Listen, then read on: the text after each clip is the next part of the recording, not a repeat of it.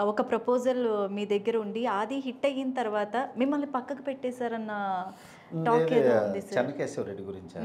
లేదు, అది ఆర్ట్‌ఫుల్‌గానే నేను వదిలేసాను. ఎందుకు సార్ ఆ టైంలో ఏంటంటే బాలకృష్ణ గారి మెయిన్ ఏంటంటే అన్ని ఫ్యాక్షనిజం కథలు వస్తున్నాయి. అవును.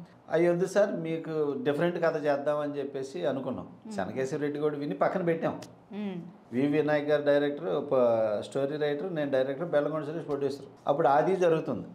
వి వినాయక్ గారు నేను బాగా ఫ్రెండ్సే, ఓకే ఓకే వేరే కాదు. ఓకే ఇది చూడు భయ్యా అని మేము భయ్యా భయ్యా అనుకుంటాం.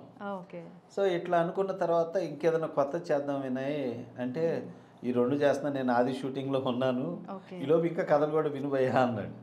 నేను వేరే కథ విని బాలకృష్ణ గారికి ఒక ప్రైమ్ మినిస్టర్ దగ్గర చీఫ్ సెక్రటరీ ఆఫీసర్ క్యారెక్టర్ని ఫైనల్ చేసి అది ఓపెన్ చేసాం. ఓకే ఓపెన్ చేసాం. ఆ కథ బిగ్ స్పాన్. ఓకే సో ఇక అట్లాగా ఇది మరి ఏమనుకున్నారు ప్రొడ్యూసర్లు వాళ్ళు, తర్వాత చెన్నకేశవరెడ్డి చేద్దామన్నారు. అదైతే నాకు అంత ఇంట్రెస్ట్ లేదు అని నేను చెప్పాను. అటైతే మళ్ళీ మనం వేరే చేద్దాం అనుకున్నాయి. అట్లా డిస్పోజ్.